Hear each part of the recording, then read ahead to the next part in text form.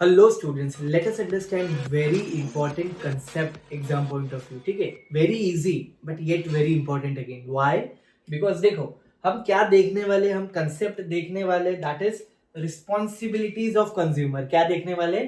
Responsibilities of consumer. Exam में बच्चों ने हमेशा इस आंसर को लिखने में गलती की है. कौन सा आंसर लिखते हैं पता है? Social responsibility of business towards consumer.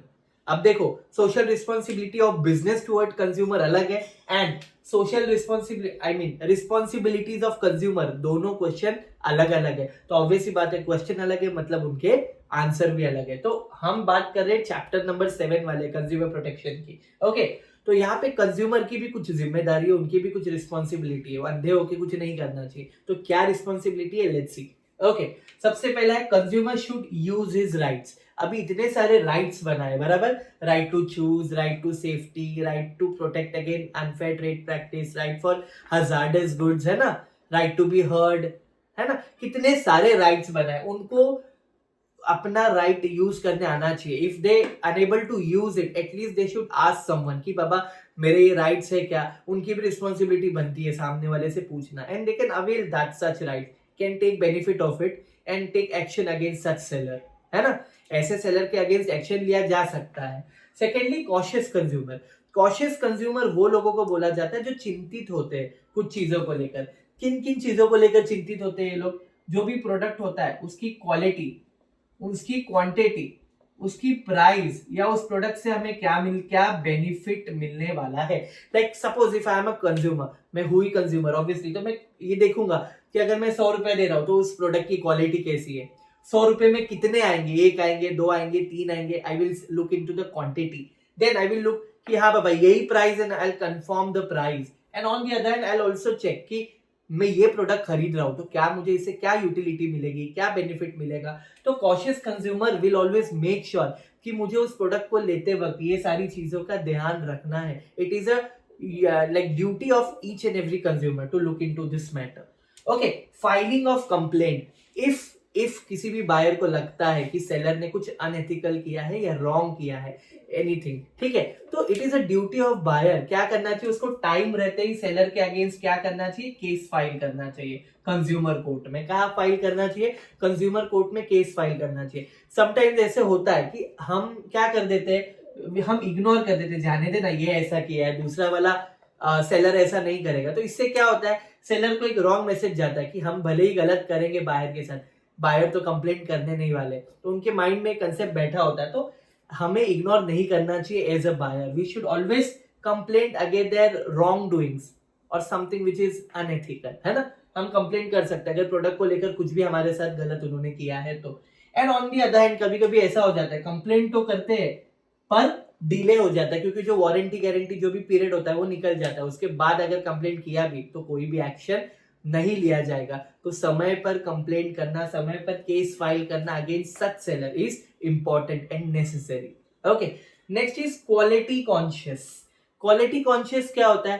Quality conscious यानी ऐसे कंज्यूमर जिनको चेक करते हैं, जो लोग क्या करते हैं, चेक करते हैं कि जो प्रोडक्ट हम पैसों के हिसाब से ले रहे हैं क्या हमें क्वालिटी भी वैसी मिल रही है, ऑब्वियसली. और क्वालिटी कॉन्शियस कभी कभी देखते हैं, सपोज करो गोल्ड वगैरह खरीदा, ठीक है, तो हॉल मार्क ऐसे करके उस पे वो मार्क रहता है. फूड खरीदा, FASSAI करके ऐसे कोड होते हैं, ओके, रजिस्टर्ड मार्क्स होते हैं उस पे.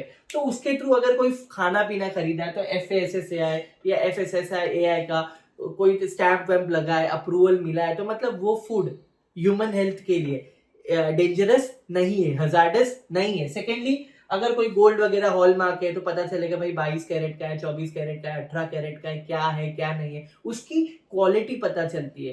Weather you are purchasing food या durable items, whether you are purchasing items which are luxury, तो उनपे क्वालिटी स्टैंप लगा होता है, या क्वालिटी की कुछ ना कुछ आपको एक कंसेप्ट दिखेगा जो आपको पता होना चाहिए. नहीं भी पता हो तो आपको, it is a duty of buyer to ask seller कि क्वालिटी से रिगार्डिंग इस प्रोडक्ट में कहाँ मेंशन है ना. ऐसा नहीं होना चाहिए कि उसने हमें चीट की एक्सप्लॉइट किया. It is our duty to ask first.